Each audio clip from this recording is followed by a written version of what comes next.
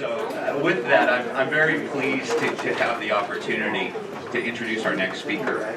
Todd Rosenblum is the Acting Assistant Secretary of Defense, the U.S. Department of Defense. He's a national security professional and senior executive with extensive policy, political, and programmatic oversight, planning leadership experience in both the defense, intelligence, and foreign policy congressional communities. So when I stumbled upon this gentleman's LinkedIn profile, I couldn't help but reach out to Stephen and say, you know, we haven't really heard from the intelligence community at this event, and they have their own unique set of challenges. And so I think it's also timely, given that we'll be hearing a little bit later about the cybersecurity volunteer initiative coming out of DHS. And so prior to his current role, Todd was the Deputy Undersecretary of Intelligence for Plans and Policy at the Department of Homeland Security. So with that, without any further ado, please give a warm welcome to Todd Rosenblum. Good morning, everyone. Thank you. I appreciate having the time today to come meet with you all and that very nice introduction. What I'd like to do is I'll speak for 10-15 minutes or so, but really this is meant to be interactive. And my intent in being here today is really, I've been in government 26 years now, and various executive branch agencies and a while on Capitol Hill as well. And I'd like to just give some thoughts back to you and some reflections from my time doing both hiring and leading people at various parts of government, and just have a discussion about that.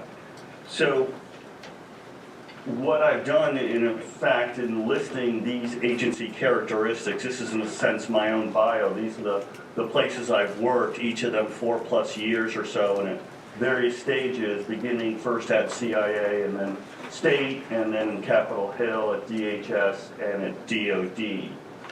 What I'd like to do is actually break down some of the unique attributes I have found in each place. In sort of at the highest level, each agency or department I've worked at has its own unique corporate culture. It has its own culture and the kind of people it wants to bring in, how they bring them in, the kind of applicant pool they tend to get, and the kind of people who end up accepting positions there. So I'll just sort of walk through this for a minute, and again, just to elicit conversation.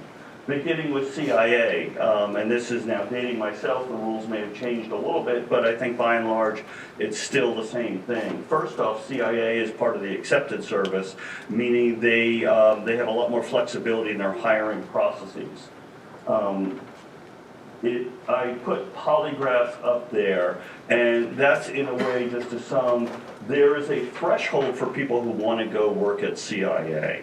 I think it's intel community writ large. And that threshold is you have to want the job enough where you want to put yourself through a very lengthy and what can be an emotionally challenged process for people. Not all intelligence agencies use polygraphs. But for those of us who have been through a polygraph, what I like to say is they're a good thing because it makes you really appreciate, our system of governance here. Because a polygraph approach is you're kind of guilty until you prove your innocence, which is a very different kind of experience for many of us. But again, what that means is you're taking a motivated applicant pool. They have a very large number of people who express initial interest in CIA.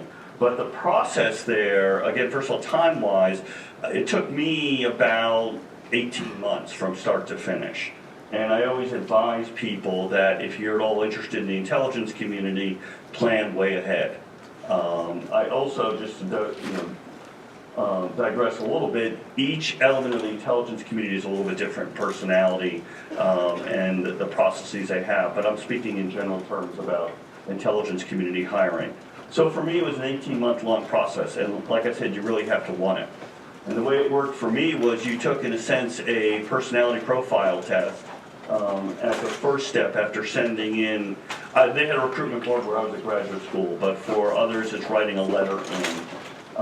And you go through that lengthy process, and you have no certainty whatsoever until you're actually offered a job. And that's what makes the challenge very hard for HR people, for retaining good applicants, but also for applicants. I just lucked out, frankly, because I was midway through my first of 2 years of graduate school, so the timing worked out really well, where I didn't have to risk unemployment in an entity where I didn't know if I was going to get a job. So with the IC and most of the national security community, the same thing. Your hiring's contingent on passing your security clearance, but some of the security clearances are much more onerous than others. The IC culture, just to talk a little bit about that. I was in what was called the Director of Intelligence, the analytics side of CIA. And vastly, vastly different personalities between the operational side and the analytics side. We used to joke, since I was on the analytics side, I could say this and make fun of myself. If you walked in the hallway, it was very easy to tell who were the kind of the intel recruiters and the operations folks, because in the hallway they made eye contact with you when they were talking. And on the analytics side, it tends to be a lot of people with their head down. A little gross stereotype, but there's some truth to it. Another element about the IC culture is it's a place where people typically come in early at the very beginning of their career. And those who make it to senior levels have stayed their entire time. What my own experience has been that it's quite difficult, frankly, for people to come in mid-career because the intelligence community has an extraordinarily strong corporate culture.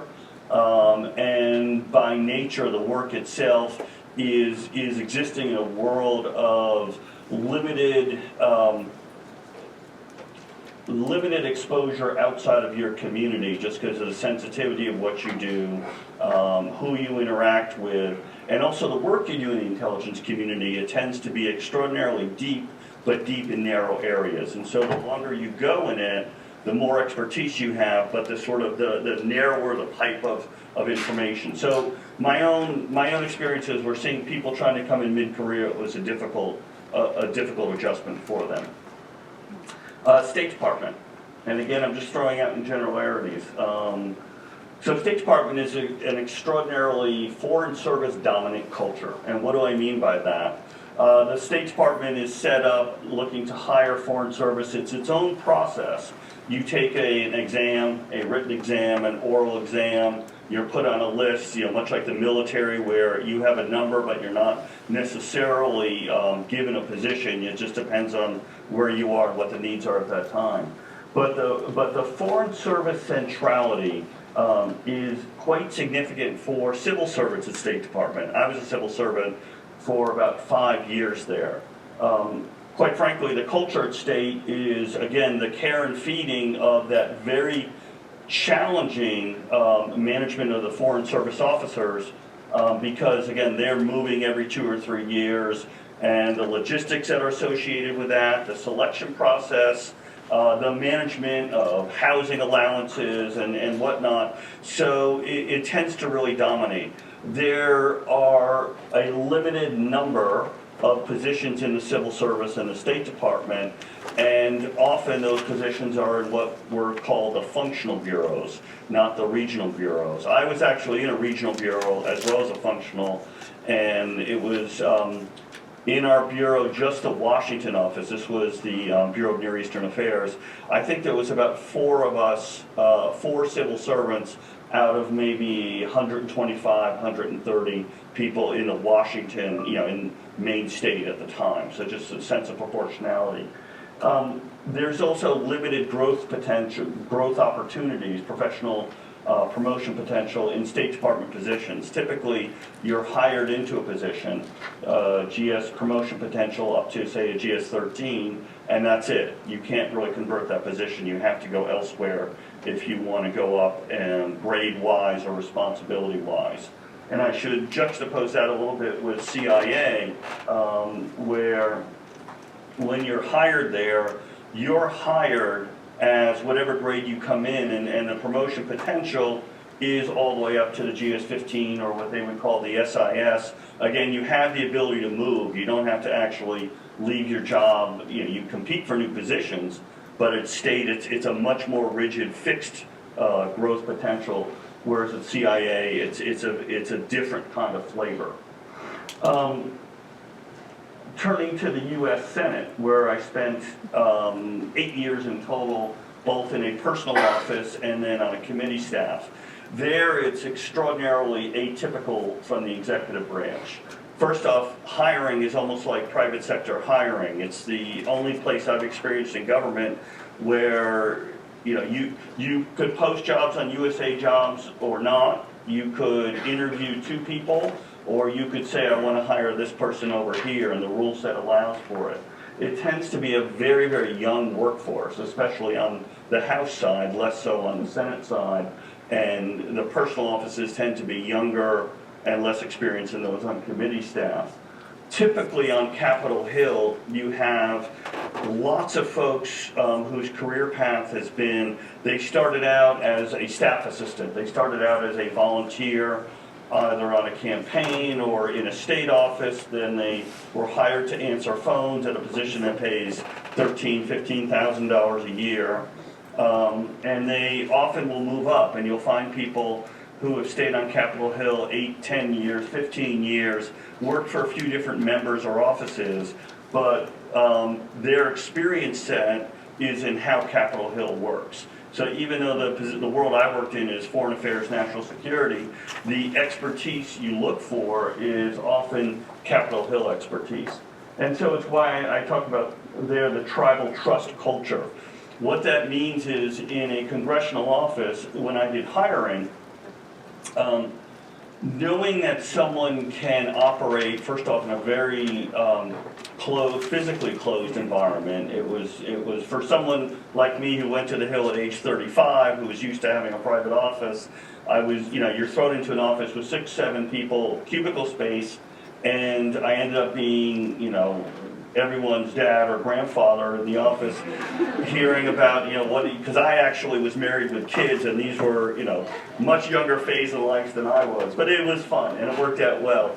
But, so you have that kind of personality of the Hill, but then also, you really are in a circle of trust on Capitol Hill, because unlike most places, there's just normal gossip in an office or whatnot, or a member who's, gotten pissed off and cursed or something like that. Well, their staff can go to the media if they're unhappy that day, and so that's why the trust factor is so vital on Capitol Hill. Someone who's worked there and been successful there, generally you have a much higher level of confidence and trust in them that they can work in an office and be exposed to activities and personalities that put the member at risk.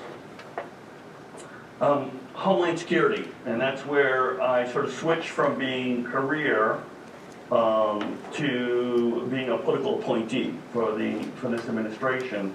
I went to DHS and helped stand up a new entity in the Intelligence and Analysis Bureau, actually Office of, and I stood up an organization called Policy Plans and Performance Management because I felt there was some infrastructure work that had to get done there.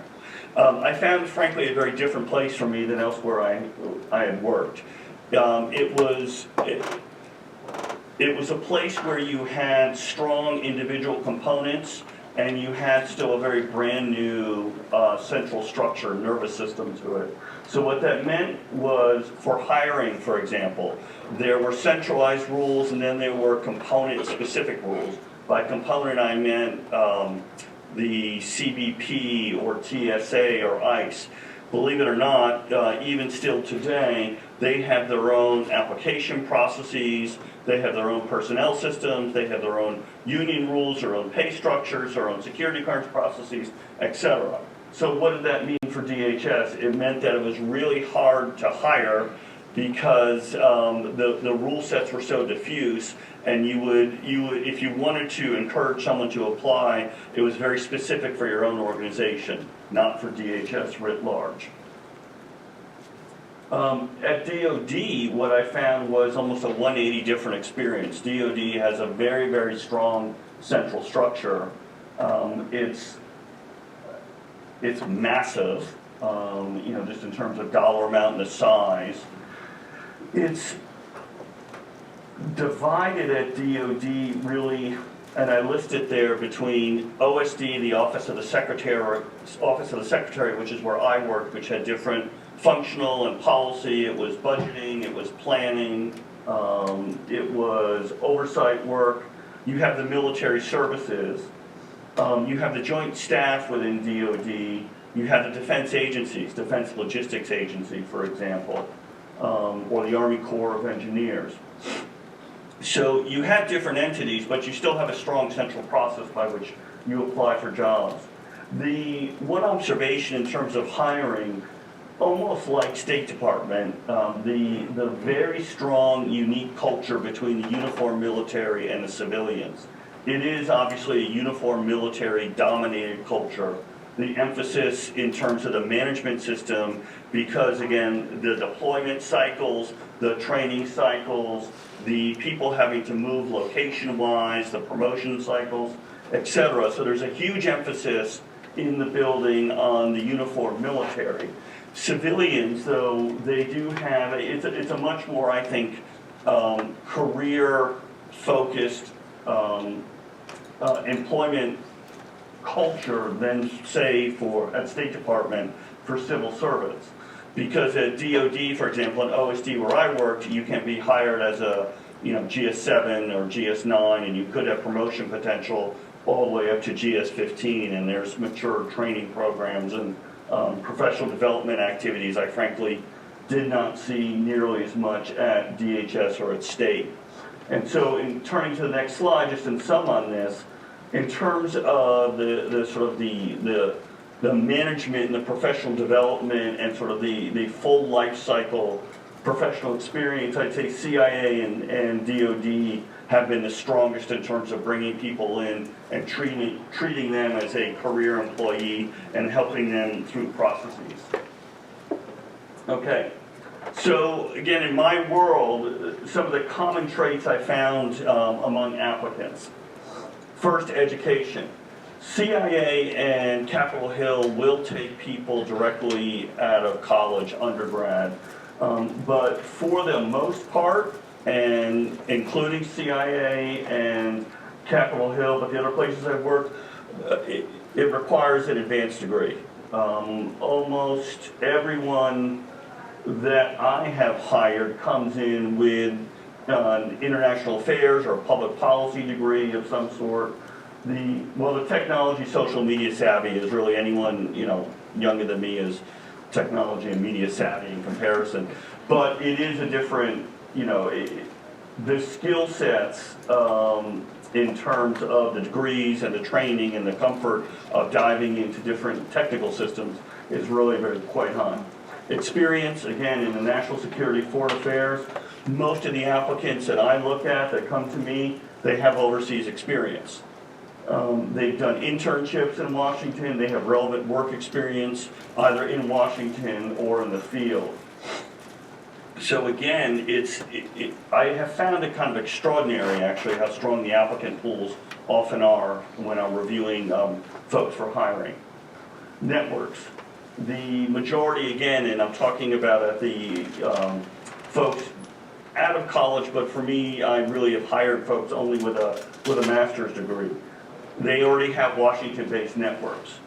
They have advocates, they have connections that have open doors, they have school networks that are significant to them.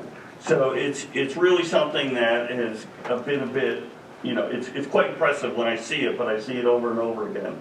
Expectations. Again, the folks that I'm meeting with, very few of them talk to me about wanting to make a career in government.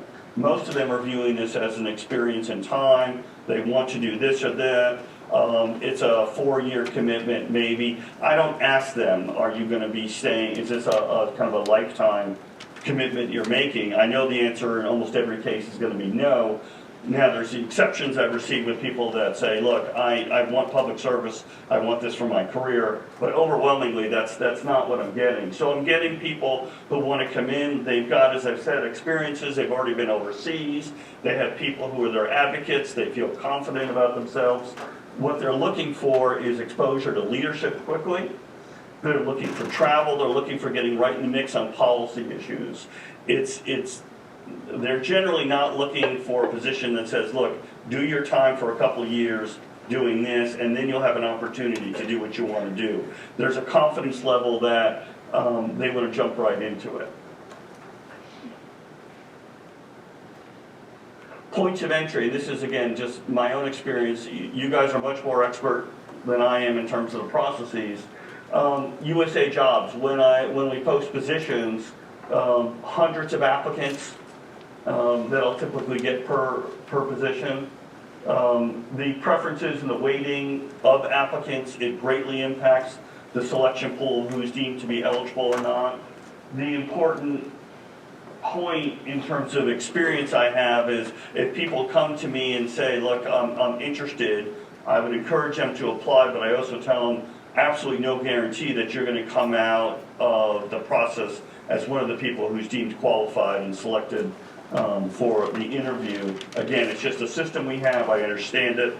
I strongly support it, but it's sort of the input to output is difficult. As I mentioned before, limited interest when I encourage people to apply for an entry-level position, a clerical administrative position or so. Oftentimes the applicant pool will say, look, I want to get right into it, and they will not want to apply or go that route. Fellowships, I generally have done Capitol Hill aside. In the executive branch, almost all of my junior hires have been off the fellowship programs. The Presidential Management Fellowship Program, the White House Fellows Program, the Defense Fellows Program. It's really, and I think a lot of hiring managers, like myself, have felt it is by far the easiest process to bring in people who are pre-screened, as qualified, as capable, especially by time at State Department, and also actually I should say at DOD. Really, it's almost like a non-governmental hire in the sense of you receive resumes of people who are pre-screened. They will match the experience set you're looking for, and you have the ability to say after interviewing them, I like this person, let's offer them a job. And it's as quick as that. And so I think there's a default, frankly, on my end at a lot of hiring managers, if you're at a place that is getting some of these strong applicants, where that's the process by which you go. Contractor conversions, that's another way. I know at DHS that was it was a very common way in which we hired people who came in as contractors. We were able to, we got to know them, I had a good feeling for them, and then we were able to hire them that way. Obviously, they would go through USA Jobs, but if they often had a mentor in the system, that mentor would help them in filling out their USA Job application. And in terms of scoring, they got help in terms of what are the buzzwords or not. And so that's why that would sometimes be successful. Competing for the best. So, again, my own observation that the mission will sell recruitment. Most applicants have substantive preferences. Depending on where I was at that moment in time, it would be someone who would want to go to the intelligence community, someone who really wanted to come to Capitol Hill, someone who really wanted to work at DOD, someone who really wanted to work at DHS. And that would drive it first and foremost. Again, there's exceptions to all of this, but I found that the mission drove applicants more than anything else. Organizational reputation matters. There's definitely a perception of A-list departments and agencies in the national security area, and that played out for me, for example, in doing PMF hirings. When I was at DHS versus when I was at OSD, there was often at DOD you had people with more direct experience in the field and a little bit higher comfort level that they could be successful in the office. And I think that also was a function of the reputation of the organization. The intangibles, as I said, when doing the hiring, when doing the recruitment and why you should come work here, I think what I found most important in the back and forth dialogue with, and this was really with the PMFs who would often have multiple opportunities, to say here's your very specific responsibilities. You're coming to a place, you will be doing this, you will work here, here's who you will work for, and here's your scope of work.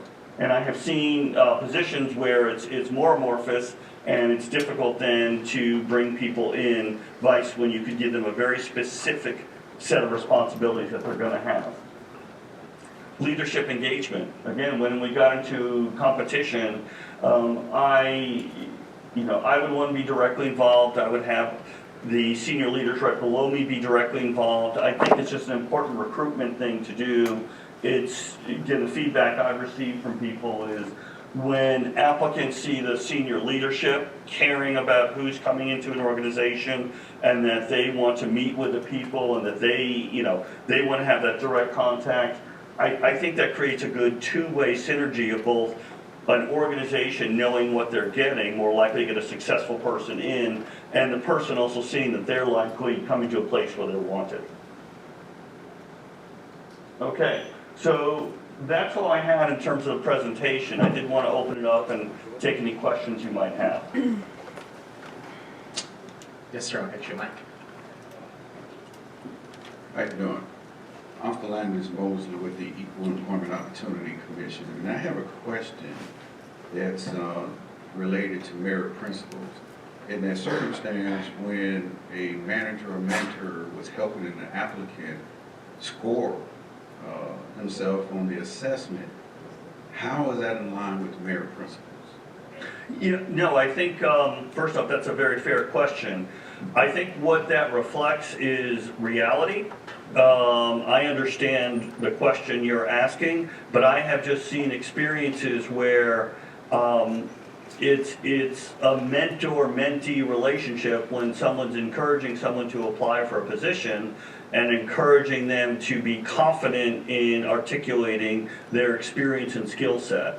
So I understand what you're saying, but I'm also saying back, I have seen it over and over again where someone will, tell the applicant, be very confident in your definition of your experience and your skills and areas. John has a question. One second. The people at the back will be able to hear it. Given your experience, I think we hear a lot about the communication between hiring managers. And I think, how do we get past or open up those channels of communication? Yeah, I think the best way to do that is to force hiring managers to go on the recruiting trips with the HR teams. I mean, it's first off, the job is not easy at all on the recruiter HR side. And the more hiring managers see what the process is, what it takes, I think it builds the partnership, and it also helps with recruitment, I think, as well. So I think that's one of the biggest areas of growth I'd like to see, in this process. Well, thank you so much for taking the time out to come and share some of your experiences. That was really fantastic. Mr. Rosenblum, thank you.